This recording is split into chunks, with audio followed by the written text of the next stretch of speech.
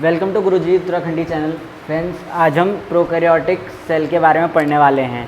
इससे पहले मैं आपको बताना चाहूँगा, आप हमारी ऐप है वेदश्री ऐप, उसमें आप जाके अपना कोई भी कोर्स परचेज़ कर सकते हैं। वहाँ पे आपको डेमो लेक्चर्स मिलेंगे, आप देख के कोई भी कोर्स परचेज़ कर सकते हैं। तो शुरू करते हैं हम प्रोकैरियोटिक सेल के बारे में। इसको पढ़ाने से पहले मैं ये आपको बताना चाहूँगा, इससे पिछली वीडियो में हमने प्रोकैरियोटिक और यूकैरियोटिक सेल के बीच में डिफरेंसेस पढ़े हैं और उसी में मैंने हर वर्ड का हिंदी मीनिंग भी आपको समझा रखा है। कोशिश मेरी ये रहेगी कि मैं इसी में भी यही करूं कि आपको हिंदी मीनिंग समझाऊं, मगर जो टर्मिनोलॉजी होती है, अगर आपने पहली वाली वीडियो देखी होगी तो उसमें मैंने बहुत अच्छे से टर्मिनोलॉजी बता रखी है, तो उसको ध्यान में रखते ही आप अगर प्रोकैरियोटिक सेल के बारे में पढ़ेंगे तो आपको बहुत अच्छे से समझ में आएगा। तो स्टार्ट करते हैं प्रोकैरियोटिक सेल के बारे में। प्रोकैरियोटिक सेल मेनली कौन होते हैं? जो बैक्टीरिया होते हैं, जो जीवाणु होते हैं, वो आपके प्रोकैरियोटिक सेल होते हैं। इसके अलावा जो आपके पीपीएलओ होते हैं और आपके माइकोप्लाज्मा होते हैं, ब्लू ग्रीन एल्गे होते हैं यानी नीले हरे शैवाल, ये सब आपके प्रोकैरियोटिक सेल के अंडर आते हैं। उसके बाद प्रोकैरियोटिक सेल भी दो तरीके का होता है, एक होता है ग्राम पॉजिटिव बैक्टीरिया, एक होता है ग्राम नेगेटिव बैक्टीरिया। ये हमने पुराने वीडियो में नहीं पढ़ा है और इसको हिंदी में भी ग्राम पॉजिटिव बैक्टीरिया और ग्राम नेगेटिव बैक्टीरिया ही बोलते हैं। ग्राम पॉजिटिव बैक्टीरिया में क्या होता है, जो आपके चीफ एंटीजन्स होते हैं वो कौन से होते हैं? टिक्योइक एसिड होते हैं। और ग्राम नेगेटिव में आपके चीफ एंटीजन्स कौन से होते हैं? लिपोपॉलीसैकेराइड्स होते हैं। जहाँ आपकी थिकनेस जो परत होती है, ठीक है, जो आपकी भित्ति होती है, उस बैक्टीरिया की जो सेल भित्ति होती है उसकी थिकनेस होती है 25 से 30 म्यूमीटर और वहीं पे ग्राम नेगेटिव की होती है 10 से 15 म्यूमीटर। एग्जाम्पल आपके ग्राम पॉजिटिव बैक्टीरिया के हैं स्टेफिलोकोकस, बहुत इंपॉर्टेंट है, ये ज़रूर आता है कि स्टेफिलोकोकस क्या है, ग्राम पॉजिटिव है, ग्राम नेगेटिव है। और दूसरा है बैसिलस सब्टिलिस। वैसे ही आपका ग्राम नेगेटिव बैक्टीरिया का एग्जाम्पल है ई कोलाई और सियानोबैक्टीरिया। एक चीज़ और बताना चाहूँगा कि ग्राम नेगेटिव बैक्टीरिया की वॉल क्या होती है? 5 लेयर्ड होती है। अब उसके बाद हम बात करते हैं स्ट्रक्चर की। स्ट्रक्चर जब मैं आपको समझाऊंगा आपको ऐसा लगेगा कि सर ने पहले करा रखा है, क्योंकि वास्तव में मैंने पहले थोड़ा आपको बैक्टीरिया के टाइम में बता रखा है, तो आपको समझने में थोड़ी सी आसानी होगी। जो स्लाइम लेयर होती है हम उसे परत भी बोलते हैं, या वो आपकी किसकी बनी होती है? अमीनो एसिड्स की, जो पॉलीपेप्टाइड चेन्स होते हैं, यानी जो अमीनो अम्ल होती है उसकी चेन की बनी होती है। जब आपकी स्लाइम लेयर सिर्फ पॉलीसैकेराइड की बनी होती है तो उसे क्या कहते हैं? स्लाइम लेयर कहते हैं। मगर अगर उसी में आपका अमीनो एसिड्स भी प्रेजेंट है तो उसे क्या बोलेंगे? कैप्सूल बोलेंगे। कंडीशन है कि जहाँ पे आपका पॉलीसैकेराइड्स है वहाँ पे उसे अमीनो वो बोलेंगे, स्लाइम लेयर बोलेंगे, और जहाँ पे आपका अमीनो एसिड्स प्रेजेंट है वहाँ उसे क्या बोलेंगे? कैप्सूल बोलेंगे। हमारी स्लाइम लेयर क्या करती है? हमें एंटीबॉडी से हमें रक्षा प्रदान करती है। उसके बाद जितने भी हमारे एसेंशियल आयंस और वाटर का ऊपर नीचे जो अपटेक होना है वो कौन करती है? स्लाइम लेयर ही करती है। उसके बाद सेल वॉल आ जाते हैं। सेल वॉल को हम क्या कहते हैं? कोशिका भित्ति भी कहते हैं। कोशिका भित्ति आपकी बहुत टफ होती है, रिजिड होती है, ठीक है। इसकी 50 से 100 एंगस्ट्रॉम की थिकनेस होती है। इसमें भी आपके कौन कौन से चीज़ें मिली हुई होती हैं? पॉलीसैकेराइड्स, प्रोटीन्स, टेकोइक एसिड, या आपके सब एक तरीके से डिपॉजिट इकट्ठा होते हैं सेल वॉल में, ठीक है। इसमें कभी कभी चिटिन भी हो सकता है, मगर सेल्यूलोज बहुत रेयरली होता है। यह आपकी प्रोटेक्शन प्रदान करती है। उसके बाद हम तीसरे में आते हैं साइटोप्लाज्म। साइटोप्लाज्म में जितना भी ऑर्गेनिक मटेरियल होता है वो साइटोप्लाज्म में होता है। फिर आते हैं आपके पीएम। पीएम को हम बोलते हैं प्लाज्मा मेम्ब्रेन। इसका मैंने आपको हिंदी वर्जन पिछली वीडियो में बता रखा है। प्लाज्मा मेम्ब्रेन क्या होती है? सेमी परमेबल मेम्ब्रेन होती है, यानी वो जो चाहती है कि जो मटेरियल अंदर आना है वो उन्हीं को अंदर आने देती है, बाकियों को बाहर फेंक देती है। उसके बाद मीजोजोम्स क्या होता है? मीजोजोम्स अगर प्लाज्मा मेम्ब्रेन बढ़ जाती है तो उसके जो एक्सटेंशन, जो बड़ी हुई चीज़ होती है उसको क्या बोलते हैं? मीजोजोम्स बोलते हैं। मीजोजोम्स आपकी बहुत सारी चीज़ों में, जैसे आपके डीएनए में मदद करती है, डीएनए रेप्लिकेशन में मदद करती है, आपके रेस्पिरेशन में मदद करती है, सेप्टम फॉर्मेशन में मदद करती है, सेल डिवीजन में मदद करती है। और मीजोजोम्स एक काम और करते हैं, प्लाज्मा मेम्ब्रेन का क्या बढ़ाते हैं? सरफेस एरिया बढ़ाने में भी मदद करते हैं। उसके बाद अगला है हमारा फ्लैजेला। फ्लैजेला क्या करता है? हमारा लोकोमोशन में काम करता है, मोटाइल होता है इसलिए लोकोमोशन में काम करता है। फिर आता है हमारे पिलाई और फाइम्ब्रिय। पिलाई और फाइम्ब्रिय हमारे फ्लैजेला जैसे नहीं होते हैं, बट पिलाई और फाइम्ब्रिय क्या होते हैं? बहुत छोटे छोटे टेल लाइक स्ट्रक्चर, जिन्हें भी पिलाई बोलते हैं। जो पिलाई और फाइम्ब्रिय होते हैं वो आपकी किस में मदद करते हैं? जेनेटिक मटेरियल का जो ट्रांसफ़र होता है उसमें मदद करते हैं। तो ये है हमारा सिंपल सा प्रोकैरियोटिक सेल, जिसमें ना ही कोई ज़्यादा एक्स्ट्रा नेसेसरी ऑर्गेनेल्स प्रेजेंट होती हैं। सिंपल से उसमें cell wall, slime layer, cytoplasm, mesosomes, flagella और पिलाई और प्लाज्मा मेम्ब्रेन प्रेजेंट होती है। प्लाज्मा मेम्ब्रेन फिर से बताऊंगा सेमी परमेबल होती है, उसका एक हाइड्रोफिलिक और एक हाइड्रोफोबिक एंड होता है, ठीक है। इतना आपको बस सिर्फ प्लाज्मा मेम्ब्रेन में जानना है। तो ये था आपका प्रोकैरियोटिक सेल। इसमें एक बार और रिपीट कर रहा हूँ, एग्जाम्पल ध्यान से पढ़िएगा थिकनेस ध्यान से पढ़िएगा, किस चीज़ से कौन सी चीज़ किससे बनी है वो आप याद रखिएगा। और पिछली वीडियो ज़रूर देखिएगा क्योंकि जिसमें मैंने बैक्टीरिया के बारे में भी बता रखा है वो भी इससे रिलेटेबल है, और जो मैंने डिफरेंस बता रखे हैं प्रोकैरियोटिक और यूकैरियोटिक वो भी इससे सिमिलर हैं। सो ये था हमारा प्रोकैरियोटिक सेल। तो फ्रेंड्स प्रोकैरियोटिक हम कर चुके हैं, अब हम पढ़ेंगे यूकैरियोटिक।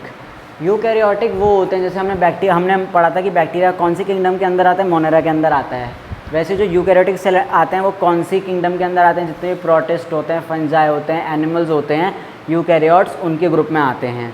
उसके बाद यूकैरियोटिक सेल जो होता है वो थोड़ा सा मॉडिफाइड होता है प्रोकैरियोटिक सेल के कंपैरिजन में।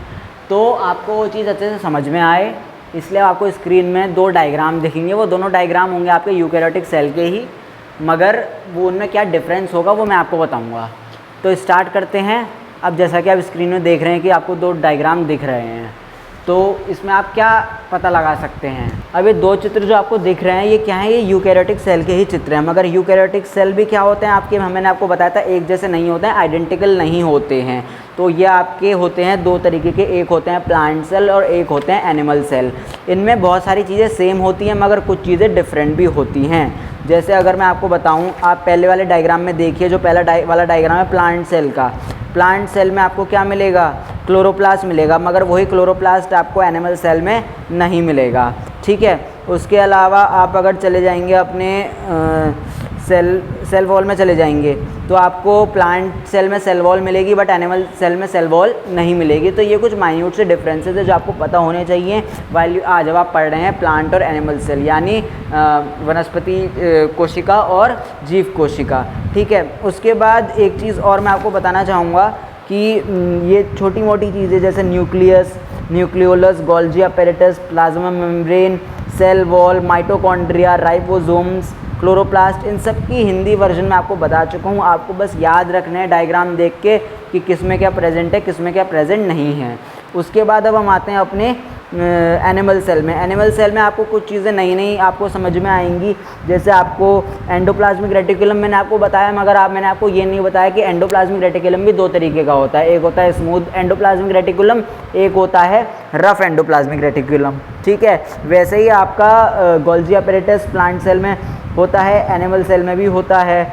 उसके बाद आपका जो आपका सेंट्रियोल होता है वो भी आपका क्या होता है, प्रेजेंट होता है आपका एनिमल सेल में, बट प्लांट सेल में प्रेजेंट नहीं होता है। तो आपको ये याद करते वक्त ये चीज़ याद नहीं रखनी है कि दोनों में क्या चीज़ें कॉमन है, आपको ये चीज़ याद रखनी है कि दोनों की चीज़ों में कॉमन क्या नहीं है। ठीक है। अगर आप ये समझ गए तो इसका मतलब आप प्लांट और एनिमल सेल बहुत अच्छे से समझ गए। अभी तो हम डिटेल में अगली वीडियो में जाएंगे हर सेल ऑर्गेनली के बारे में, मगर मैं आपको थोड़ा बता देता हूँ, थोड़ी जानकारी दे देता हूँ कि हम क्या पढ़ने वाले हैं। तो हम शुरुआत करते हैं प्लांट सेल से। जैसे कि मैंने आपको बताया था कि न्यूक्लियस क्या होता है, सारा काम करने वाला जो ऑर्गेनली होता है उसे न्यूक्लियस बोलते हैं। न्यूक्लियोलस क्या होता है, न्यूक्लियस के इर्द गिर्द वाला हिस्सा होता है। न्यूक्लियर एनवेलप क्या होता है, जो न्यूक्लियस के पास जो अपना एक लेयर बनाता है उसे न्यूक्लियर एनवेलप बोलते हैं। आप पहली बात चिंता करिएगा मत, डिटेल वाली वीडियो में मैं आपको एक एक वर्ड का हिंदी वर्जन ज़रूर बताऊंगा। अभी बस मैं आपको एक ब्रीफ दे रहा हूं ताकि आपको फंक्शन समझ में आ जाए और जब हम स्टेप बाय स्टेप हर सेल ऑर्गेनली में जाएँ तो आप कंफ्यूज ना हो। वैसे ही आपका क्या होता है, सेल वॉल होता है, माइटोकॉन्ड्रिया होता है, राइबोसोम्स जिसमें प्रोटीन सिंथेसिस होती है, क्लोरोप्लास्ट जिससे फोटोसिंथेसिस हो सकता है, साइटोप्लाज्म जो आपका ऑर्गेनिक मटेरियल स्टोर करता है। उसके बाद आपके एनिमल सेल में आ जाते हैं तो एनिमल सेल में न्यूक्लियस बहुत ही वेल डिफाइंड होता है, न्यूक्लियोलस भी बहुत वेल डिफाइंड होता है, न्यूक्लियर एनवेलप आपको अच्छे से विजिबल हो जाएगा, प्लाज्मा मेम्ब्रेन आपको अच्छे से विजिबल हो जाएगी। प्लाज्मा मेम्ब्रेन क्या होती है, आपकी सेमी परमेबल मेम्ब्रेन होती है, यानी वो किस चीज़ को प्लाज्मा मेम्ब्रेन के अंदर एंटर करना है और किस चीज़ को नहीं करना है वो पूरी तरीके से कौन निश्चित करती है, प्लाज्मा मेम्ब्रेन निश्चित करती है। उसके बाद आपका गोल्जी अपैरेटस आपका होता है। अब माइटोकॉन्ड्रिया भी आपका प्रेजेंट होता है एनिमल सेल में, but as compare to plant cell वो इतना मॉडिफाइड नहीं होता। तो ये कुछ कॉमन चीज़ें थी आपकी प्लांट सेल और एनिमल सेल में। डेफिनेशन बाकायदा नहीं आनी है, बट आपको डायग्राम बाकायदा नहीं आना है पूरे पेपर में, मगर आपको पॉइंट ऑफ डिफरेंस पता होने चाहिए बिटवीन प्लांट सेल और एनिमल सेल में। उसके बाद एक चीज़ और बताऊंगा, एनिमल सेल में एक स्ट्रक्चर होता है अलग से जिसे बोलते हैं सेंट्रियोल।